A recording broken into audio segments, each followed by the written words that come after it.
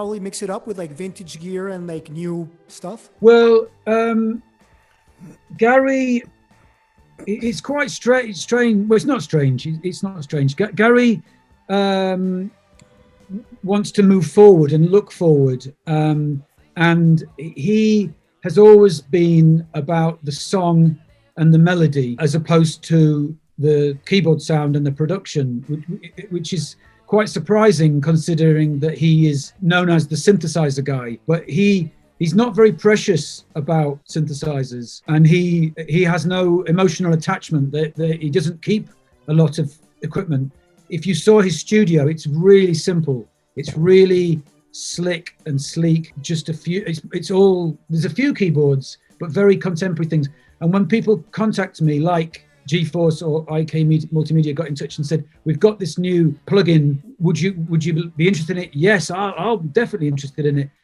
Could you play it to Gary, and could get a quote or maybe get a video? And he's very nice about it, but he doesn't really want to know, to be honest. He's not interested in something that can sound like a synth from 40 years ago. He's interested in whatever the most contemporary things are. He's very big on Omnisphere and a few other things that are going around at the moment. So to be honest, no, he doesn't have a lot of outboard old hardware. He's now in his studio, it's all about the song.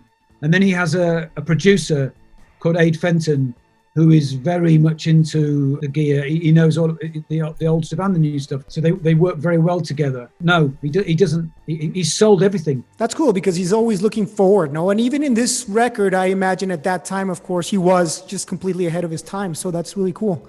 He's always kind of like one step forward in that sense, no? The story, I don't know if everybody knows the story, but Gary he'd done sort of punk songs and a punk album, and he was always going to be a punk artist, and he was in a band, Tubeway Army, and the record company gave him some money and put him in a studio to record some more songs.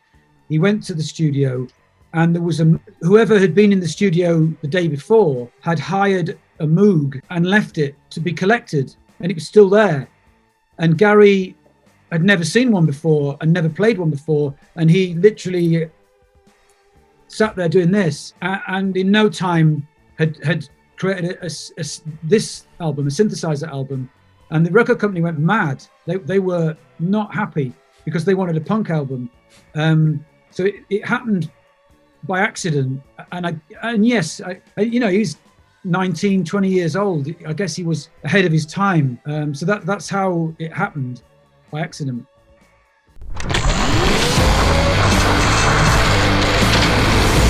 Estás escuchando Elepé Podcast.